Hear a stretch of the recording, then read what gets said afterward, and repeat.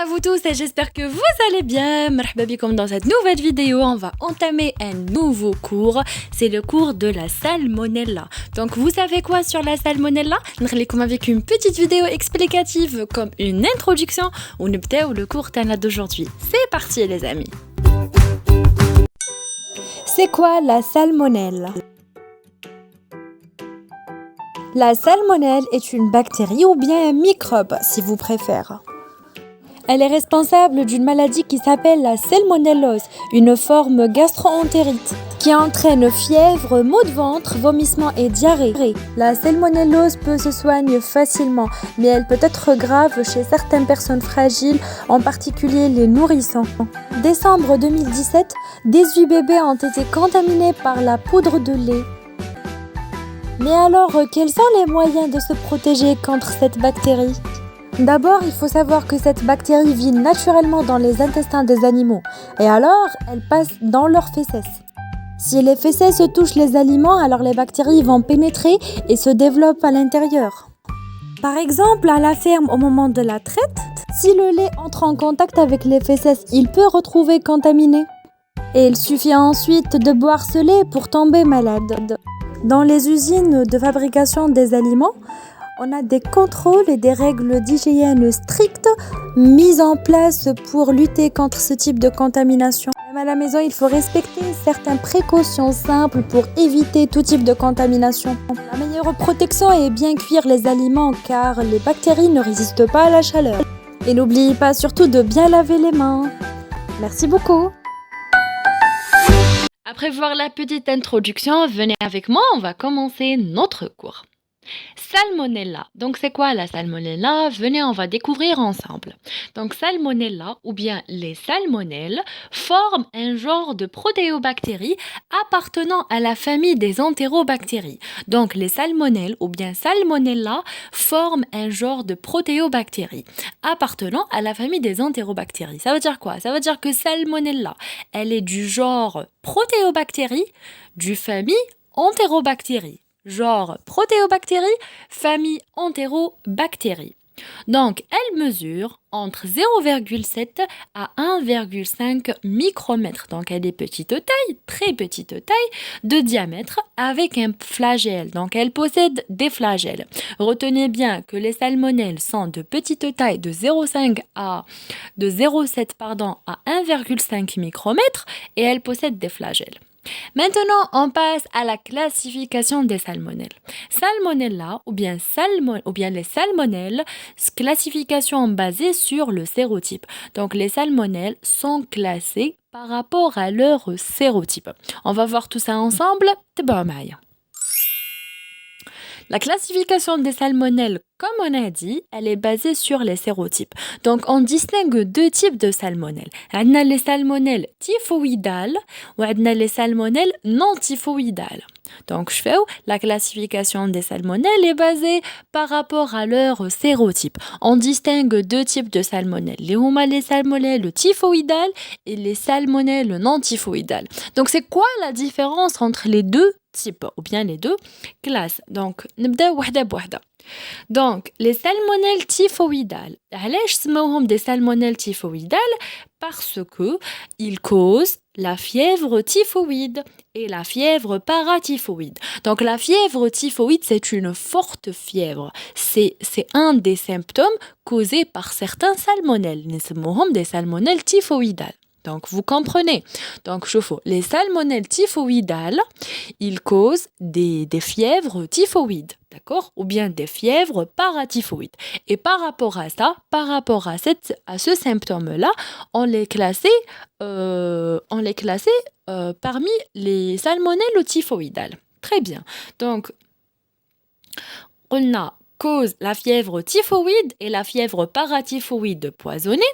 On donne des exemples de ce type des salmonelles. Les Salmonella typhi et Salmonella paratyphi A, B et C. Donc, les salmonelles de classe typhoïdale, ils causent la fièvre typhoïde et la fièvre paratyphoïde poisonnée. Nous avons des exemples sur ce type-là. C'est les salmonelles typhi et les salmonelles paratyphi A, B et C. Très bien. Maintenant, on va voir la deuxième classe ou bien le deuxième type, c'est les salmonelles non typhoïdales. Donc, les salmonelles non typhoïdales, ils causent pas la fièvre typhoïde, d'accord? Donc, ils causent pas la fièvre typhoïde, ils causent les gastro-entérites. Les gastro-entérites, donc, ils causent d'autres symptômes, les gastro-entérites. D'accord? On donne des exemples, c'est tous les autres sérotypes de salmonelle. يعني نحو la salmonella typhi et les salmonella paratyphi A, B, C de la classe typhoïdale, le reste, كامل, c'est des salmonelles non typhoïdales. Donc voilà, c'est ça. On continue, alors le genre Salmonella contient deux espèces. Le genre Salmonella contient deux espèces. On va les rencontrer ensemble. Donc, عندنا Salmonella enterica, l'espèce type est Salmonella bongori. Salmonella enterica et Salmonella bongori. Donc, deux espèces du genre Salmonella. Donc, نبداو مع Salmonella enterica. Elle contient 6 sous-espèces. Sous-espèces. Donc, هذه c'est l'espèce type. C'est enterica, c'est l'espèce type. Donc, l'espèce type enterica, il contient 6 sous-espèces. Donc, SSP enterica, SSP salama, SSP arizona, SSP diarizona, SSP utena et SSP indica. Donc voilà les sous-espèces. Au sein de chaque sous-espèce, donc chaque sous-espèce de ces 6 sous-espèces, se trouvent des sérovars. Donc on a l'espèce type. تحت l'espèce type, on a les sous-espèces. Après, تحت les sous-espèces, on a les sérovars. Donc, chaque sous-espèce a des sérovars. Alors, plus de 2500 sérotypes sont actuellement connus. Yani, chaque sous-type a plus de 2500 sérovars. D'accord? Très bien. Alors, les Salmonella enterica sont essentiellement des parasites du tube digestif de l'homme et des animaux à sang chaud. Donc, les Salmonella, l'espèce de Salmonella enterica spécialement, sont essentiellement des parasites. Yani, comme des parasites dans le tube digestif de l'homme. D'accord? Et des animaux aussi à sang chaud. Très bien. Salmonella non typhoïdes sont zoonotiques ou potentiellement zoonotiques. Et on précise les salmonella non typhoïdes. Les salmonella non typhoïdes, yani qui causent pas la fièvre typhoïdale, yani qui causent les gastro-entérites. Les sérotypes qui se trouvent essentiellement chez l'espèce humaine, donc on cite ces trois-là, les Typhi, Paratyphi A, B et C, et les cendrés. Aussi, on a des sérotypes strictement animaux, yani on les trouve chez les animaux, c'est tout. On les trouve pas chez les humains, les humains, Obortus ovis, ovin, et on a Gallinorum polurum, les volailles, chez les volailles. Je répète, donc les sérotypes strictement animaux, on a Obortus ovis, les rois, on les trouve essentiellement chez les ovins, et on a Gallinarum polurum, on le trouve strictement chez les volailles. Et troisièmement, on cite les sérotypes ubiquistes, d'accord? Donc, on cite quelques exemples. On a les Typhimurium, donc c'est des sérotypes ubiquistes. On a les Adar, les Edelberg, les Saint-Paul, les Virchow, les Senftenberg. Tout ça, on les trouve chez les volailles comme les dindes et les poulets. On a aussi les Enteritidis, on les trouve chez les œufs. Et on a aussi les Dublins, on les trouve chez les bovins. Donc tout ça, c'est des sérotypes de Salmonella. Donc chacune de ces sérotypes, on les trouve dans un habitat bien différent. Donc qu'on les trouve chez les humains, les animaux, et on a d'autres, ils sont ubiquistes. Alors, pour isoler l'espèce de salmonelle, il faut bien sûr des milieux de culture. Et pour cela, on a des milieux sélectifs généralement utilisés pour cette bactérie qui est ou bien qui sont, ce sont des milieux alimentaires. Le premier milieu de culture utilisé pour la sélection et pour l'isolement de ces bactéries, pour les salmonelles, c'est bien sûr l'ectoène. Donc pourquoi on utilise l'ectoène? C'est par rapport à sa des sels biliaires, du lactose et de H2S, qui sont bien sûr essentiels pour la vie et pour la culture des salmonelles. Donc salmonelle sur ce milieu-là, sur ectoène, comment elle va apparaître? Elle va apparaître sous la couleur verte, donc des colonies verdâtres, si elle est lactose moins. Donc si elle est lactose moins, elle va apparaître sous la couleur verte, donc des colonies verdâtres. Et si elle est H2S+, donc elle va y avoir des centres noirs. Donc à condition, si elle est H2S+, elle va avoir des centres noirs. Donc naoudou, ectoène, colonie verdâtre, lactose moins, centre noir si elle est H2S+. Très bien. Deuxième milieu de culture sélectif utilisé pour les salmonelles, c'est le milieu chromogène. C'est un milieu qui est sélectif pour les salmonelles. D'accord? Donc, comment les salmonelles vont apparaître sur ce milieu-là? Ils vont apparaître, retenez bien, sur ce milieu sous la couleur rose.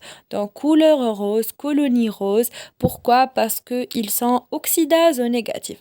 Retenez bien, milieu chromogène, colonie rose, oxydase négatif. C'est un milieu sélectif pour les salmonelles.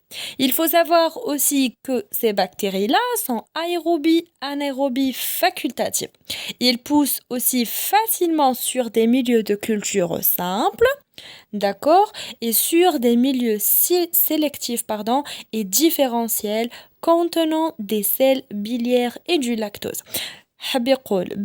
Les salmonelles, ils poussent dans des milieux simples comme ils poussent dans des milieux sélectifs et différentiels qui contiennent des sels biliaires et du lactose. Très bien. Maintenant, on passe au diagnostic. Donc, pour le diagnostic de salmonellose ou bien de la maladie causée par ces bactéries-là nécessite l'isolement bactériologique des organismes à partir d'échantillons cliniques appropriés. On donne des exemples, les excréments, du sang ou d'autres échantillons. Ça veut dire quoi? Donc, pour faire le diagnostic des maladies, ou bien deux maladies de salmonellose, liées à la maladie spécifique causée par la bactérie de salmonella, nécessite quoi? Nécessite l'isolement bactériologique, l'isolement de la bactérie des organismes, l'isolement de la bactérie de l'organisme infecté à partir d'un échantillon clinique approprié, bien sûr. Donc l'échantillon clinique approprié, il peut être des excréments, il peut être du sang, comme il peut être d'autres échantillons. Donc l'identification se fait par rapport des tests biochimiques, par des tests sérologiques. L'identification de bactéries se fait par des tests biochimiques, aussi par des tests sérologiques. Donc les milieux non sélectifs utilisés, c'est les géloses au sang. Ce sont des milieux non sélectifs. D'accord? Comme aussi on a des milieux sélectifs ou là différentiels, donc utilisés pour isoler cette bactérie, c'est EMB, gélose vert biliant, gélose au sulfite de bismuth, gélose salmonella shigella et gélose ectoène. Donc ça, ce sont des milieux de culture sélectifs et différentiels.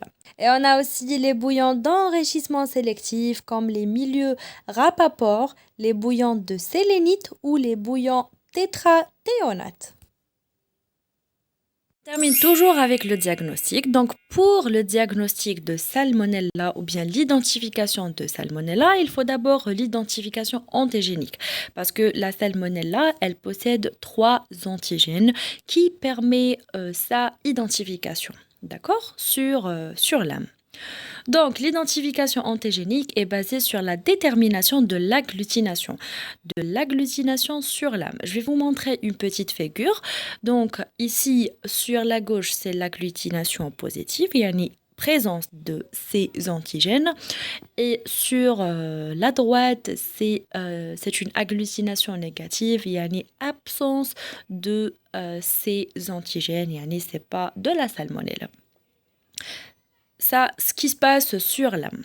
Donc, il m'a basé sur la détermination de l'agglutination sur l'âme. D'accord? Donc, de l'agglutination sur l'âme des antigènes. عندها salmonella 3 antigènes. عندها l'antigène O, la paroi. L'antigène H, on le trouve au flagelle. Et l'antigène VI, on le trouve aux capsules. On va détailler ça un par un. Donc, suivez-moi. Pour l'antigène O, il est spécifique du lipopolysaccharide de paroi. On les trouve au lipopolysaccharide de paroi, l'antigène O. Pour l'antigène H, il est porté par les flagelles. Contenant une protéine. La protéine, c'est quoi? C'est la flagelline, qui détermine le type antigénique habituellement diphasique. Diphasique parce que des fois, on trouve une seule phase, des fois, on trouve deux phases codées par deux gènes très proches, d'accord? Voilà, donc les salmonelles ont deux systèmes de synthèse codés par deux flagellines différentes. On a l'antigène H, il est porté par le flagelle, d'accord? Il contient de la protéine liée à la flagelline. D'accord? Donc, ce type antigénique, il est diphasique. La salmonelle, elle possède deux systèmes de synthèse codant pour deux flagellines différentes. Des fois, elle est phasique, yani elle possède un seul type de flagelline. Des fois, elle est diphasique, codée par deux gènes proches. On appelle diphasique, deux phases. Troisièmement, on a l'antigène VI. C'est un polyoside capsulaire. On le trouve aux capsules, retrouvé que chez 3 sérotypes, mais de façon inconstante. Yani, le VI, l'antigène VI, il est trouvé d'une façon inconstante. Ça, c'est de 1. On le trouve seulement chez 3 sérotypes seulement de salmonelle. Les huma salmonella typhi, paratyphi et Dublin. Donc, l'antigène VI, c'est un polyoside capsulaire retrouvé que chez 3 sérotypes, mais de façon inconstante, Salmonella chez Salmonella typhi, paratyphi et Dublin. Ici, une petite figure qui vous montre les 3 antigènes différents. Donc, l'antigène O, on le trouve aux parois, l'antigène H, on le trouve au flagelle, et l'antigène VI, on le trouve aux capsules. On passe maintenant à épidémiologie et symptomatologie. ندخلوا شوية في عالم الأوبئة والأعراض. Donc, la typhoïde est une maladie systémique et invasive. Comme vous savez, la salmonelle, elle cause la maladie de typhoïde ou bien la fièvre typhoïde. D'accord? Ou bien la fièvre typhoïdale. Donc, la typhoïde est une maladie systémique et invasive. C'est une maladie très très grave et parfois mortelle. Donc, elle est due à Salmonella typhi et paratyphi. Comme on a dit aux classifications, les Salmonella typhi et paratyphi, ils sont responsables de la fièvre typhoïdale. Réservoir de ces bactéries-là, c'est un réservoir naturel strictement humain. Donc le réservoir des Salmonella typhi et paratyphi, c'est strictement l'homme. Donc il peut être malade comme il peut être un porteur sain.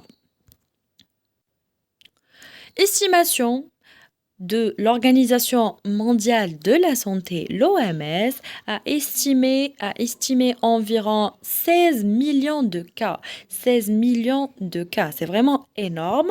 Donc 600 000 morts chaque année dans le monde. Donc 600 morts chaque année dans le monde. Mortalité élevée si non traitée. Donc il faut bien traiter cette maladie. Si la maladie elle n'était pas traitée au temps, donc on va avoir la mort de l'individu ou bien de patient.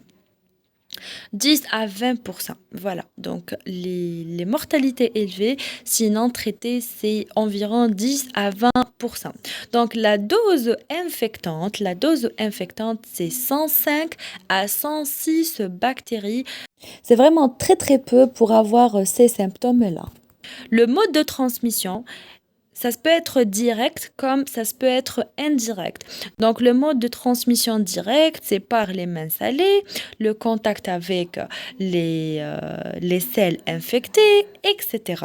Ou bien par une transmission indirecte, par les alimentations contaminées, par un porteur de germes, par l'ingestion d'eau, par les coquillages, par les fruits de mer ou légumes crus contaminés.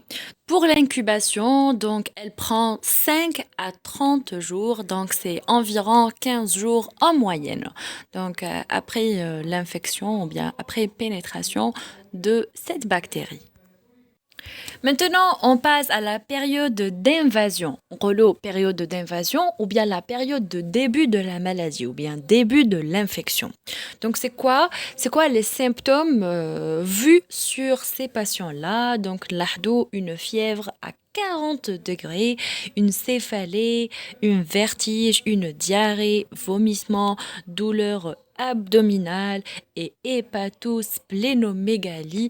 Donc tout ça, ce sont des symptômes vus aux patients infectés de salmonelle.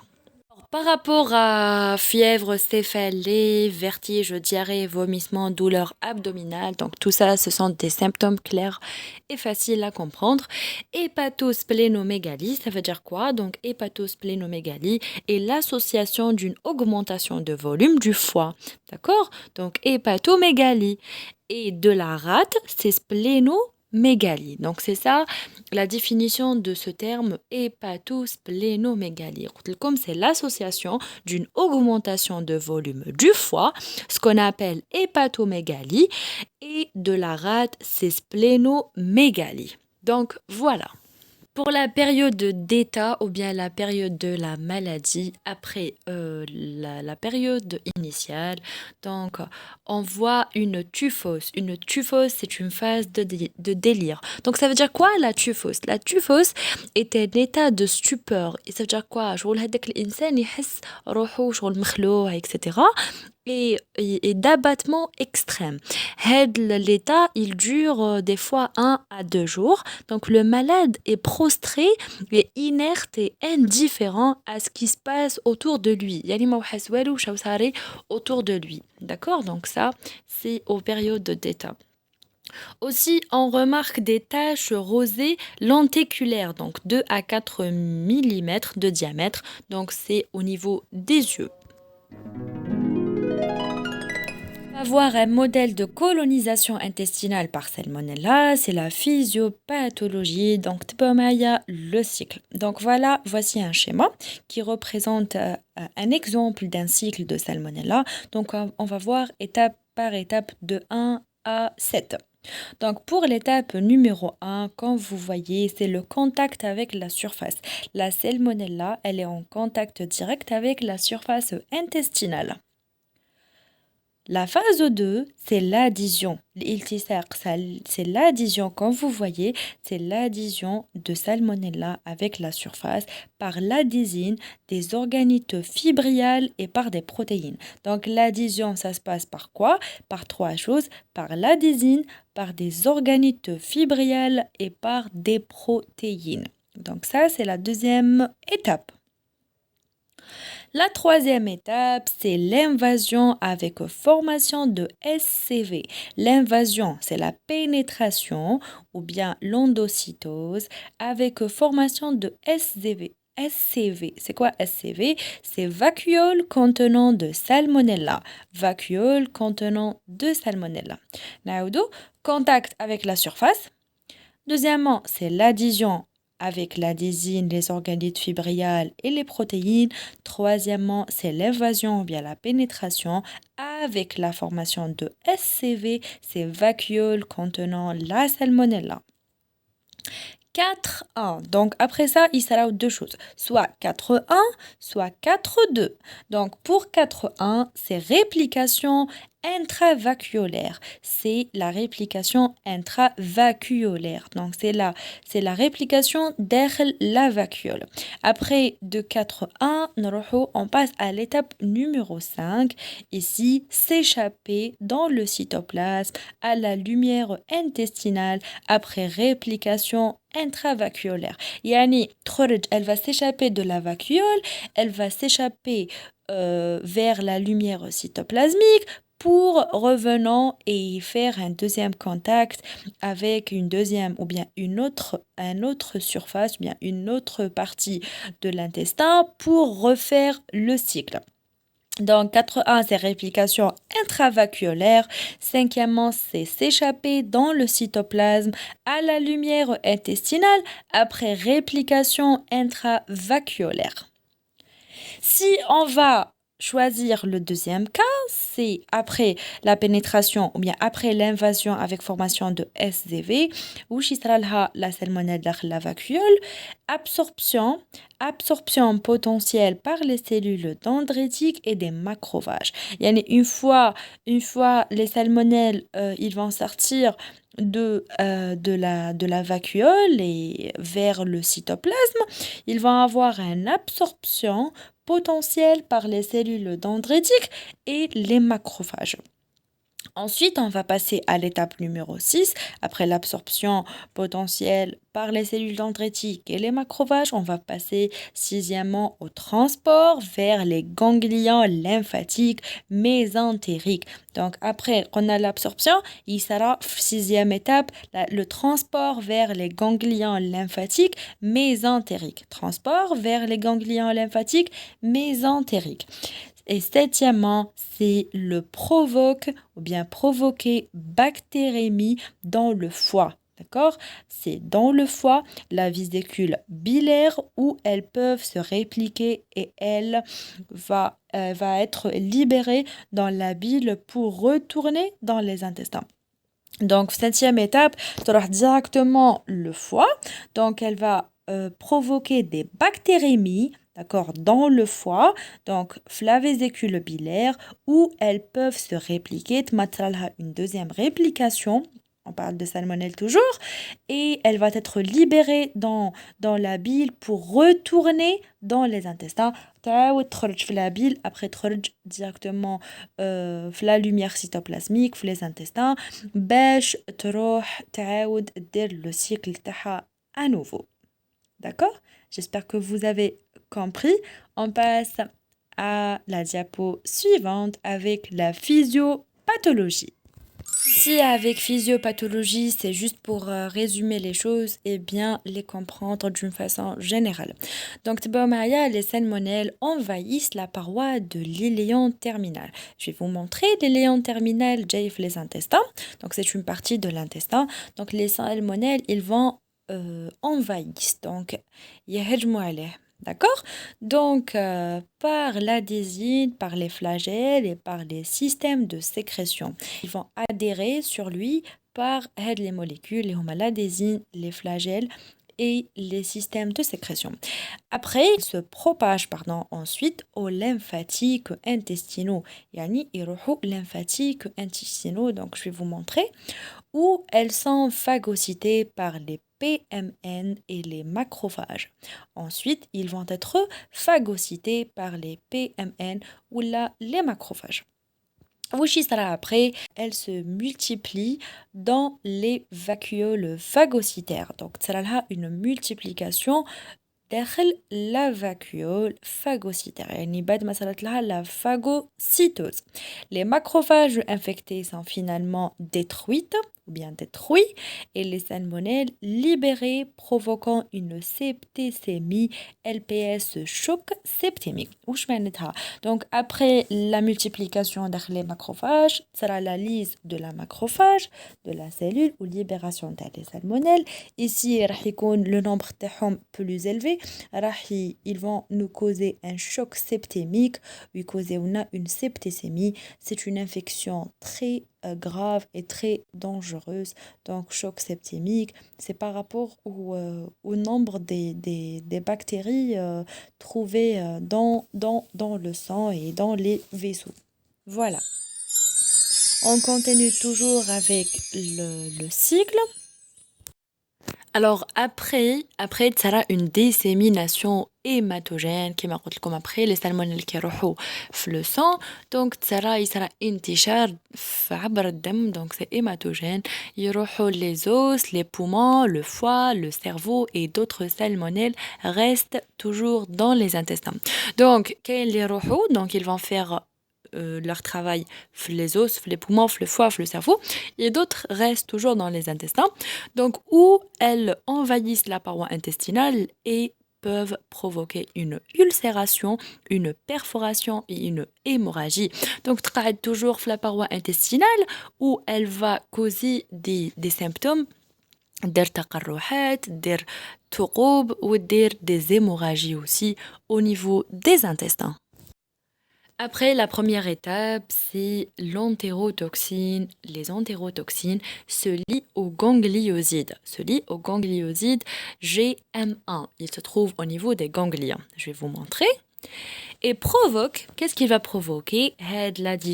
Les entérotoxines, qui sont liées avec les gangliosides GM1, ils vont provoquer une hypersécrétion, yani une sécrétion très forte, une hypersécrétion de fluides et d'électrolytes. Électrolytes, ce sont des molécules, comme on dit, c'est des molécules avec une charge. D'accord, c'est électrolytes, en augmentant les niveaux de CAMP. Donc, l'action,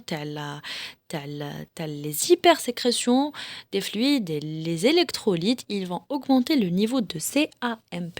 Donc, c'est quoi le CAMP? C'est l'adénosine monophosphate cyclique. Adénosine monophosphate cyclique. L'adénosine monophosphate cyclique, il agit souvent autant que intermédiaire, d'accord? C'est un intermédiaire, il fait partie des secondes messagers dans le corps humain. Les salmonelles se multiplient dans la vésicule biliaire, comme on a dit, donc derrière le foie, la vésicule biliaire de foie. La bile infectée continue de faire circuler les salmonelles vers l'intestin. La bile هي وشنو هي هذيك المادة الصفراء المنتجة من طرف الكبد يعني la matière sécrétée par le foie, c'est la bile. C'est elle qu'elle est responsable de transport de salmonelle du foie vers les autres organites. D'accord? C'est le voyage des intestins vers les autres organismes ou bien les autres parties du corps. Maintenant, on passe aux salmonelloses mineures ou bien on peut dire autrement les salmonelloses non typhiques. On a des sérotypes très nombreux qui causent les salmonelloses mineures. Ils sont très nombreux. On cite les Typhimurium enteritidi Hadar, par exemple, les Edelberg, par exemple, les Virchow, les Dublin, etc., etc. La transmission de ces bactéries ou bien de ces salmonelles, c'est par des réservoirs naturels comme les oiseaux, les volailles, le ruminant, etc. Ou bien par des aliments incriminés, qui m'a les produits alimentaires contaminés, comme la viande, les charcuteries, les laitages, les œufs, les volailles, etc., etc. Ou bien les fruits et légumes souillés. D'accord? Ou bien aussi, on a les infections souvent collectives qui m'a les repas préparés à l'avance. Aussi les défauts dans la conservation des aliments, la chaîne du froid, etc. Donc on a plusieurs sources de transmission. D'accord?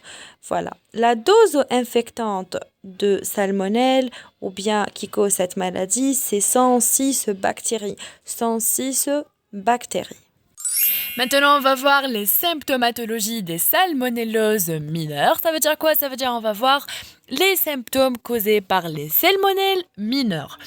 On a le premier symptôme, c'est les gastro-entérites fébriles. Donc, elle va causer des gastro-entérites.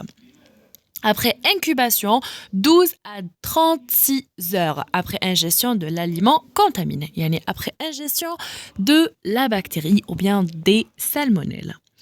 On va avoir plusieurs symptômes comme la fièvre, les nausées, les céphalées, les diarrhées liquides glaireuses, parfois sanglantes aussi, des douleurs abdominales violentes, il y en a très très très fortes, vomissements, évolution favorable en quelques jours, 1 à 7 jours. Donc voilà les majoritaires ou bien l'ensemble des symptômes causés par les salmonelles mineures. Certains sujets restent porteurs sains après la maladie. Yani, après la maladie, il y a des gens qui restent des porteurs sains. Yani, il peut contaminer ou bien il peut transporter les salmonelles à un autre sujet sain. Maintenant, on passe aux préventions, les amis. Donc, Salmonella typhi, c'est une bactérie à déclaration obligatoire. Donc, Salmonella typhi, c'est une bactérie à déclaration obligatoire. Yani, une seule barque, Salmonella wahda barque, il faut déclarer sa présence. Donc, réduction de la dissémination, hygiène. Il faut faire une réduction de la dissémination pour la bonne hygiène. Voilà. Distribution d'eau de qualité. Il faut toujours faire des contrôles de qualité. Aucune trace de présence de salmonelle. Typhi surtout. Traitement des eaux usées. Contrôle de qualité de l'alimentation. Contrôle des coquillages, détection des porteurs sains à l'embauche pour certaines professions, qui m'a la cuisine, les industries alimentaires. Il faut toujours détecter les porteurs sains, yani les travailleurs qui sont des porteurs sains, surtout fait les professions qui m'a la cuisine, les industries alimentaires, yani le produit il va être distribué vers les consommateurs sains aussi. Donc, précaution d'hygiène aussi, c'est très très très important quand un cas se déclare à l'hôpital, à la crèche, etc. etc. etc. Voilà les principaux préventions. Maintenant, on passe au traitement. Ici, je vous cite quelques exemples de traitements antibactériens ou bien antibiotiques. Contre la fièvre typhoïde et paratyphoïde, on a les fluoroquinolones, donc ils ont une activité intracellulaire, les triméthoprimes, sulfaméthoxazole, donc c'est des Bactrim. On a aussi les céphalosporines de 3e génération ou les ampicillines qui ont une bonne élimination biliaire. D'accord? Donc ça, c'est pour le traitement. Maintenant, on passe au vaccin et c'est la dernière partie dans ce cours. Le rapport au vaccin est utilisé ou bien elle est recommandée pour les voyageurs dans des pays où la maladie est endémique. Ici, on va citer 2 types de vaccins utilisés dans ce cas. C'est les Tifim VI et les Tiavax. Donc pour les Tifim VI, ce sont des vaccins pour bivalent typhoïde et pour l'hépatite A. Et pour les Tiavax, ce sont des monovalents typhoïdes. Et avec cela les amis, nous avons de la vidéo. Merci de votre attention, merci beaucoup. J'espère que vous avez appris de la vidéo. Vous aurez de très très bonnes notes. N'oubliez pas d'abonner et de partager. Au revoir, à très très bientôt avec un nouveau cours, nouvelle information. Au revoir.